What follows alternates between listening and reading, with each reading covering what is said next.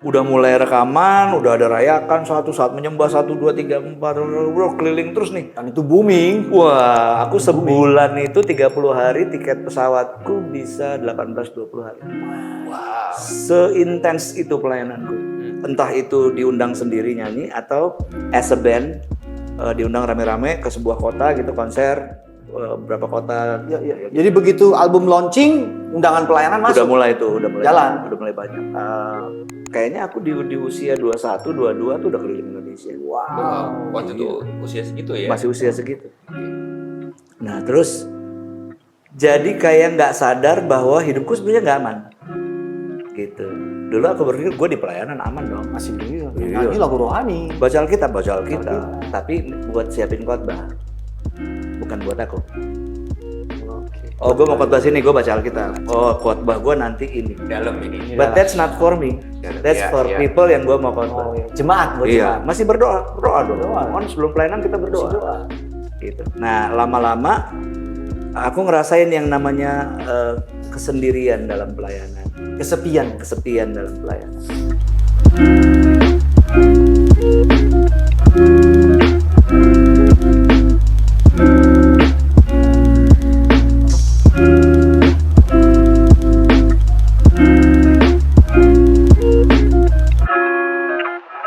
Halo sahabat Babel and Coffee, kita ketemu lagi dalam episode kali ini. Yes. Dan seperti biasa kita punya tamu yang sangat spesial. Tadi Pastor Anthony bilang Legend.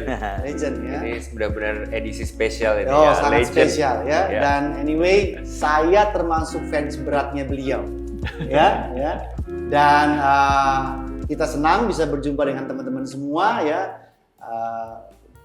Kabar baik ya buat kita semua ya. Dan hari ini kita akan bahas topik yang nanti deh kita akan kasih tahu ya. Tapi Pastor Anthony akan kasih introduction dulu buat kita semua. Silakan Pastor Anthony. Oke, jadi ini meskipun kita nggak perlu kenalin lagi kayaknya Karena ya, sangat tapi terkenal. iya, tapi kita Ya. tetap ya mungkin kita bisa sambut Bang Frankie Siombi. Ini benar-benar legend. Jadi Yes. kalau saudara seperti saya atau seperti Pastor Henry ya yang tumbuh di gereja pasti udah nggak asing sama beliau ya. Kita nyanyiin lagu-lagunya beliau. Simpan kasetnya. Simpen kasetnya, ada tanda tangannya juga Ada nggak dulu? saya belum. Hari ini saya mau minta tanda tangan. Hari ini saya Hari ini mau ya. minta tanda tangan. Ya, jadi Bang Frankie ini udah benar-benar seorang hamba Tuhan yang udah bertahun-tahun sekian lama jadi berkat buat Betul, gereja. betul. So, hari ini kita akan bahas topik itu sebenarnya ya Bang Frank. Siap. Ya, kita akan bahas tentang topik sebenarnya seputar pelayanan. Ya, Ya, mungkin nanti Bang Frankie bisa bagi pengalaman bagaimana melayani Tuhan dengan segala up and downs-nya ya, dengan semua pergumulannya, naik turunnya gitu betul, ya. betul, Kadang betul. kan mungkin orang punya pengertian bahwa oh, melayani Tuhan itu aku harus terus dalam kondisi prima, di atas, mulus Prima ya, atau nggak ada mulus, godaan. rata gitu ya. Kan kayak lagu yang kita sering nyanyiin kan. Jangan lelah. Bekerja di ladang. Tapi ternyata lelah Tapi banget. sering banget kan kita ngerasa lelah. Nah ini Bang Frankie tentunya adalah seorang yang udah melayani Tuhan dengan rentan waktu yang udah Lama. sangat lama. Puluhan tahun mungkin ya. Dari 89 tuh. Dari 89. Wow. Jadi aku umur 4 tahun itu ya, Bang Iya. Frankie udah pelayanan waktu itu ya. Nah jadi kita akan bahas tentang topik itu. Oke. Nah kita mulai mungkin ini dulu ya, kita mulai dengan Update santai dulu update ya. karena ini Bible and Coffee Bang Frankie. Jadi kita ngobrolin topik yang seserius apapun tetap dengan santai. Ada kopi. kopinya. Jadi kita mulai dengan santai dulu. Mungkin Bang Frankie bisa cerita dulu nih. Kan aku denger, ya bukan denger aja sih, sebenarnya tahu sih gitu ya. Ini gimmick podcast Yeah. denger. Sekarang lagi menggembalakan ini ya di sini ya, Adulam Ministry gitu ya. Nah mungkin sekaligus bisa update juga ke teman-teman yang dengerin. Gimana ini sekarang nih jadi sibukannya dalam penggembalaan? 5 tahun terakhir ini Tuhan bawa kita untuk melayani generasi baru di satu wadah yang namanya Bali Adulam City Church. Ya. Nah ini sebetulnya baru jadi agak-agak resmi. Ya. Ada di bawah sebuah wadah denominasi. Itu baru kayak 1 tahun terakhir ini. Oke. 1 tahun terakhir. Memang tadinya kita memulai cuma dengan beberapa orang, dan dulu kan juga mikirnya cuma ini komunitas Oke. orang-orang yang udah nggak suka ke gereja karena Oh. mereka merasa tidak dipandang, Iya. dipandang sebelah mata lah gitu ya, tidak diperhitungkan. Terus kita jadi kayak, ayo deh ngobrol-ngobrol yuk, terus kayak ya berdoa sama-sama. Kadang-kadang aku mau nanya dong, ayat ini artinya apa sih, ini ngomongin apa sih? Terus kita ngobrol gitu. Nah, tiba-tiba berjalan lah, kok nggak berhenti gitu. Nambah orang. Berlanjut terus dan orangnya nambah sampai aku melihat bahwa ini memang panggilan Tuhan yang nggak mungkin bisa ditolak ya. Karena aku sebenarnya ke Bali juga kan tidak mau melayani lagi gitu. Ke Bali tuh pengen jadi pengusaha aja biar kelihatan keren Marketplace. aja, ya. Biar kelihatan keren sebetulnya. Ya. Keren. Pengen. Mungkin nanti kalau Bang Franky nggak keberatan kita cerita-cerita dikit tentang itu Boleh, juga ya, itu menarik sekali ya. Karena waktu saya mau Iya. pura-pura jadi pengusaha yang banyak menolong saya adalah Anthony. Itu nanti kita bahas di lain kesempatan. itu topik menarik juga tuh. Iya, topik Iya. menarik. Jadi memang awalnya memulai ini sebenarnya cuma sebagai komunitas aja gitu Iya, ya, Bang Franky ya. komunitas. Persekutuan gitu ya. Nah, tadi kayaknya Bang Franky sebenarnya udah singgung sedikit sih. Tapi mungkin aku tanya lagi juga ya, kenapa namanya Bali Adulam Community? Ada kata adulam kan Iya. ya. Nah, sebetulnya awal banget kita bikin komunitas udah pasti nggak ada namanya lah ya. Iya. Ngumpul-ngumpul aja. Yang ngumpul aja ya. Terus Oh, tiba-tiba bukan Franky si Homing Community. FSC Atau Frankie fans club, Siombing. fans club. Fans club. udah kita nggak kepikiran nama segala macem. Iya. Tapi tiba-tiba jadi rutin kita bikin acara hari Minggu jam 4 sore. Oke. Waktu awal-awal itu. Iya. Nah, yang datang masih 7 orang. 7 orang juga tuh yang satu ada satu keluarga yang isinya 5 orang. Jadi cuman keluarga itu dan saya berdua. Oke. Gitu ya.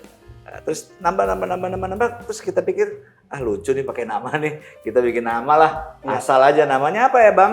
Ya kita kan di Jalan Kayu Jati, kita bikin aja komunitas Kayu Jati. Oke. Ya, namanya KKJ, dipikir dulu pengusaha kayu ngumpul. Ah. Bukan. Ini karena Tapi boleh juga tuh. karena nama jalan di depan kita itu Jalan Kayu Jati. Iya. Udah, komunitas Kayu Jati. Nah, dengan berjalannya waktu udah mulai jadi lebih rapi dulu. Waduh, kacau balau itu memang pertemuan. Aku sharing, yang duduk ngebir, ngerokok. Memang Memang nggak ada Memang nggak ada flow-nya, acara, ya, kan? acaranya. present worship-nya ada nggak? Nggak ada. Yang ada, lo mau nyanyi apa? Lo mau nyanyi aja, ambil tuh gitar tuh, mic, lo nyanyi. Main aja Jadi gitu. kayak karaokean aja gitu. Spontan Siapa aja- banget ya, spontan banget. Siapa aja boleh nyanyi. Nah, yang hadir kebanyakan anak band. Oke. Iya, karena kita punya restoran itu ada panggung yang diisi oleh band-band. Ya. Oh. Nah, anak-anak band yang Kristen suka ngobrol-ngobrol masalah-masalah spiritual ke aku. Iya, Di jam-jam istirahat, lagi break. Iya. Bang, gue mau nanya nih Bang. Iya. Keluarga gue gini, gue gitu, Iya, gini. iya. Nah, dari situlah cikal bakal anak-anak itu ada di kita gitu. Oke. Nah, makin lama makin banyak sampai akhirnya satu kali Tuhan bicara tentang adulam. Ya, ini Pribadi ke Bang ke Franky. aku ya. Tuhan bicara soal adulam dan itu message-nya kuat banget. Karena aku ngerasain loh, kok nih yang ngumpul, nih orang-orang gagal semua nih. Mungkin mereka nyaman karena lihat si abang satu ini juga gagal kan. Jadi kayak gue kalau cerita sama yang kudus kayaknya nggak nyambung nih. Oke. Gue harus cerita sama yang bangke juga nih, sama yang bangsat Iya, nih gitu iya, ya. iya. Ketemulah kita ngobrol-ngobrol, oh nyambung. Medan magnetnya sama. Nah, sampai nama itu Tuhan taruh kuat banget di hati sampai akhirnya kita bikinlah komunitas kita dengan nama Bali Adulam Ministry tadinya. Oke. Bali Adulam Ministry. Nah, ini karena Bible and Coffee kan. Jadi kayaknya Pastor Hendy bisa bantu jelasin sedikit ya adulam itu di Alkitab iya. gimana tuh. Iya, Oke, kalau ceritanya. adulam itu yang setahu kita kan seperti sebuah komunitas yang isinya itu orang gak bener. Jadi nama Itu- gua itu kan. Itu nama goa. Nama Itu goa. nama lokasi, nama goa. Di mana Daud itu kan berkumpul dengan orang-orang yang kita tahu lah. Yang tadi mungkin Bang Franky pakai istilah-istilah yang kalau ini disensor tag. Ya, bahkan saya sempat bilang ke Pastor Anthony juga pakai huruf B itu standnya tet lah. Ya, jadi tapi dari cerita Gua Adulam itu kita bisa melihat bahwa di bawah leadership-nya David atau Daud ini orang-orang yang mungkin yang tersisihkan, yang tadinya terbuang ya. apa sih mereka Iya. punya pengharapan masa depan apa yang dipunya orang seperti ini. Mereka jadi orang-orang yang luar biasa yang sangat membantu bangsa Israel, saya boleh katakan bantu bangsa Israel untuk menangkan banyak peperangan. Kira-kira gitu ya. Iya. Jadi memang sekarang sesuai namanya Bang Franky merasa terpanggil oleh Tuhan lewat pelayanan ini untuk memang untuk orang-orang yang seperti itu. Betul. Gitu ya. Betul. Karena kasihan aja gitu maksudnya.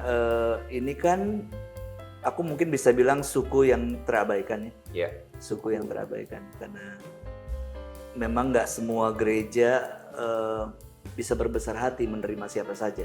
Ternyata.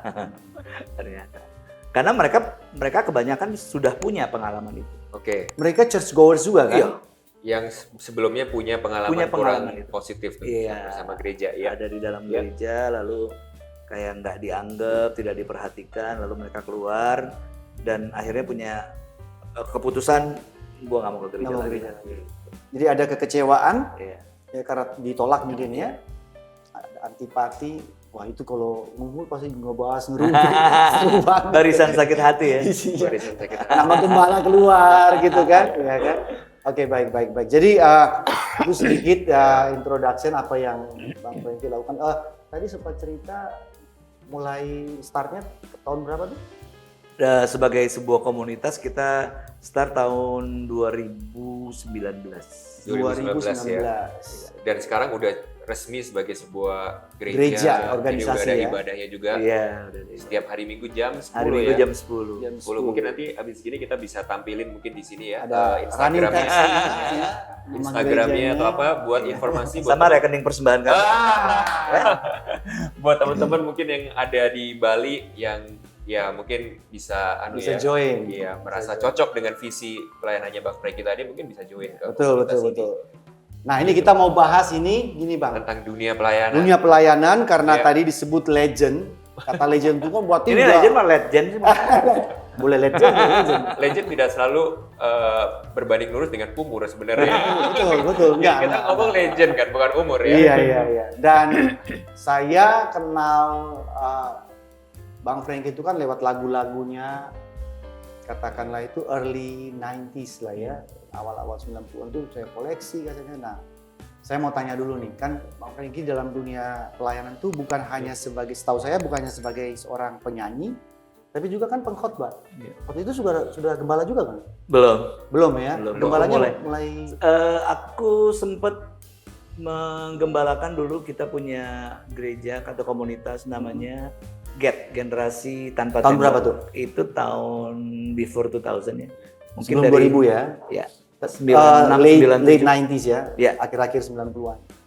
Nah, saya pengen tahu nih kan, saya juga punya pengalaman bahwa bukan juga dia sebenarnya. Pastor Hendrik kita satu ini juga. Sebenarnya saya menghindari ngomong-ngomong soal angka gitu kan, jadi supaya nggak ketahuan. Jadi dari warna rambut kita bertiga nggak ketahuan mana yang sudah legend dan yang belum. Harusnya saya mesti pakai topi hari ini. Karena saya juga mengalami Bang, maksudnya gini, lama dalam dunia pelayanan maupun bukan hanya melayani ya, tapi sebagai orang percaya, orang Kristen tuh nggak mulus. Nggak mulus, ada ups and downs-nya. Mungkin boleh dikatakan lebih banyak downs-nya daripada ups-nya. Bahkan kalau saya mengalami pribadi itu bukan hanya downs, putus. Jadi sama sekali nggak mau ke gereja.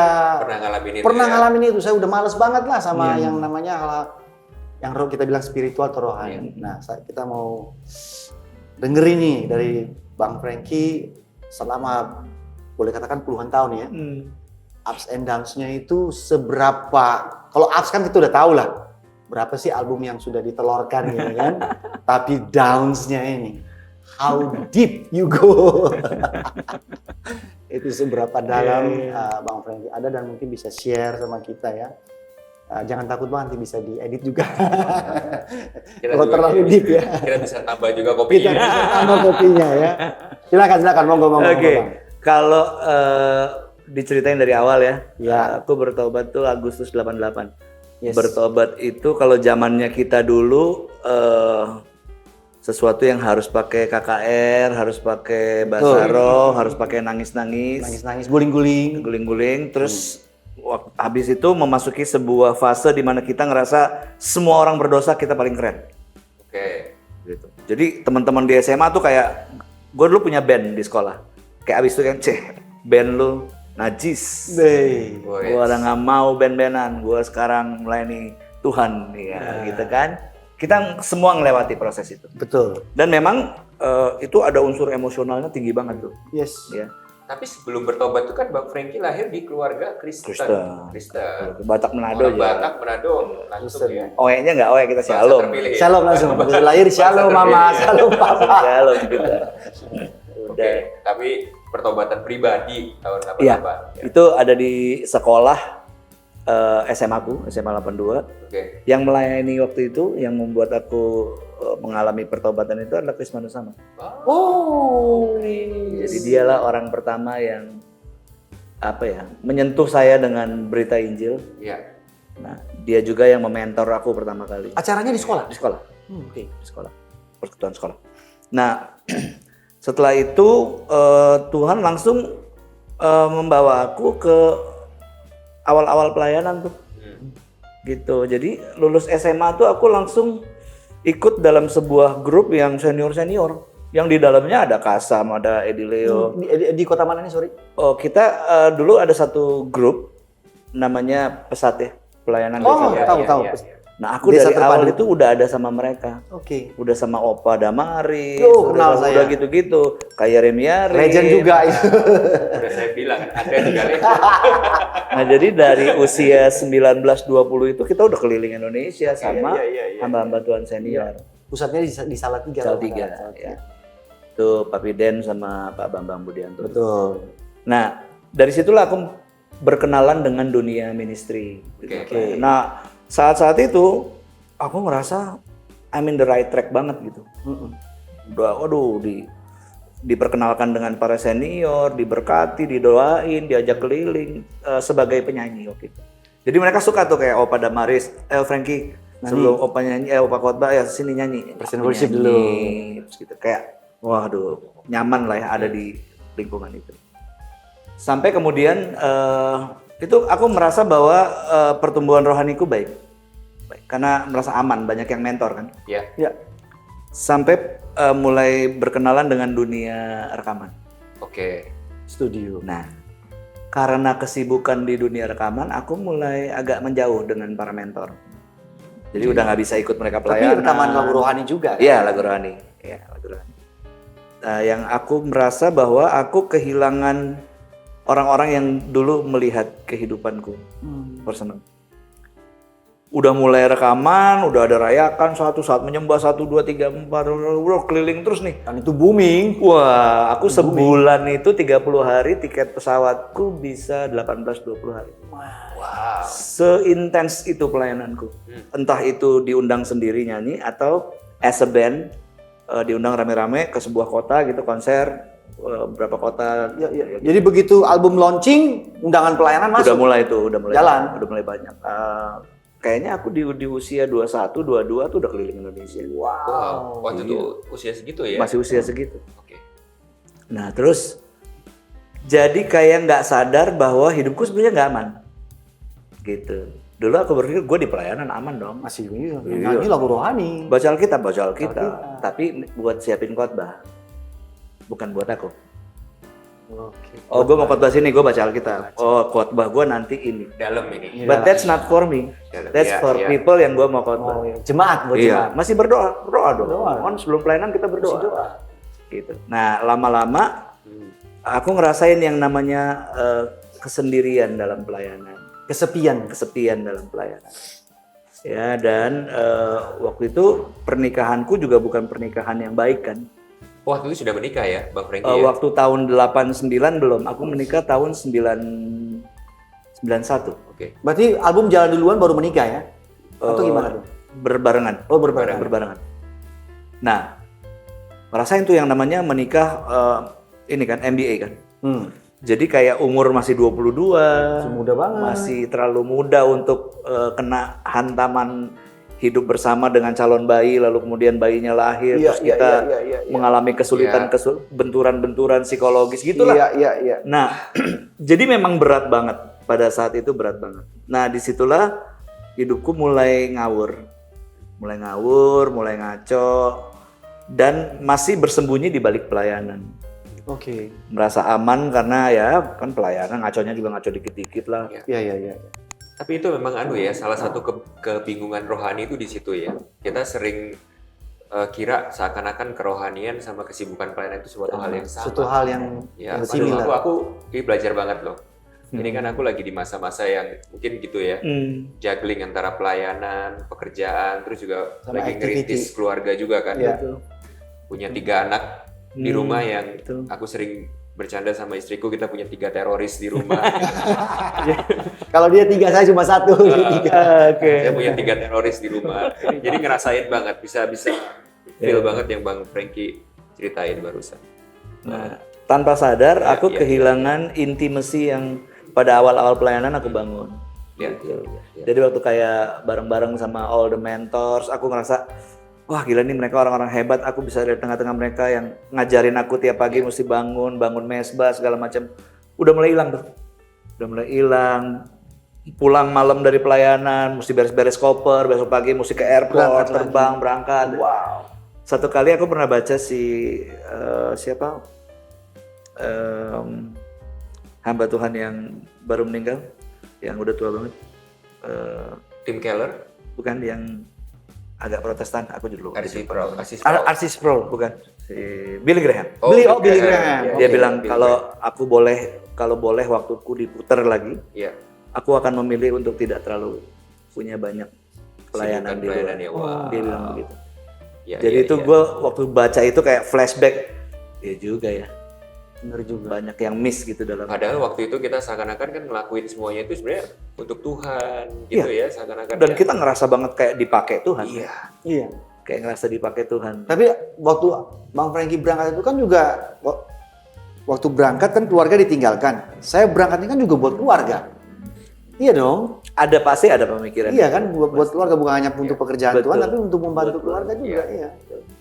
Ya. Dan hari-hari itu kan anak-anakku masih kecil-kecil kan.